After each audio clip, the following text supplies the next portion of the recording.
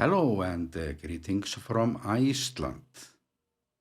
Volcano tour number 2 has just started, or my second attempt to try to capture eruption number 11.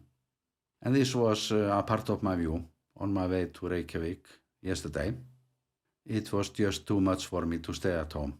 So I called a friend of mine in Reykjavik, checked if his kitchen table was free for my computer, and I plan to stay here for perhaps a week, not much longer than that. The capital greeted me with miserable weather as usual, wet and windy, like you see on the volcano webcams, but I'm only 30 minutes away from the sightseeing spot that I'm thinking about to use when the eruption starts.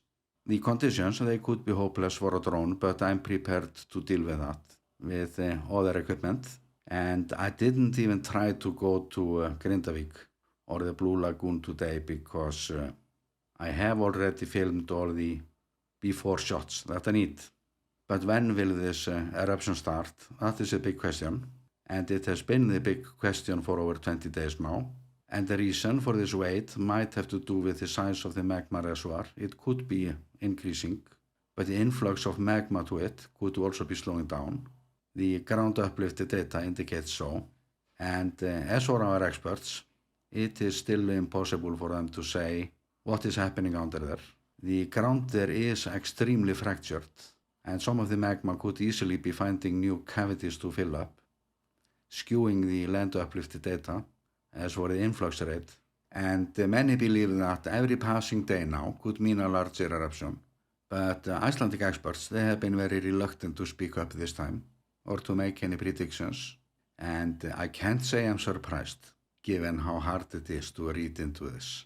But due to the little seismic activity, it would not be a surprise if the influx of magma is decreasing, so it is still possible that this might be the last eruption.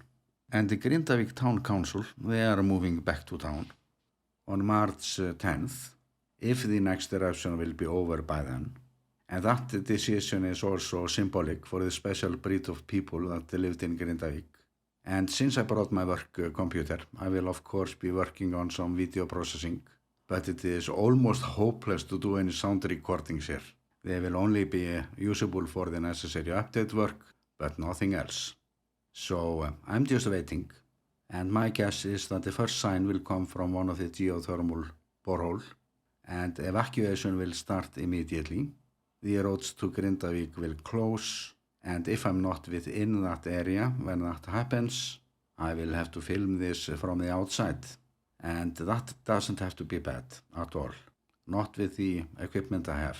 So it's bad visibility that scares me the most.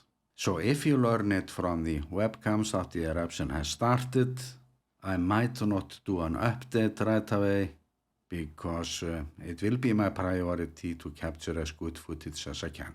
Then hurry back to town and start working. So the least I can do now is to promise that I will do my best. And with that, I'm sending you best regards from the volcano island, Iceland.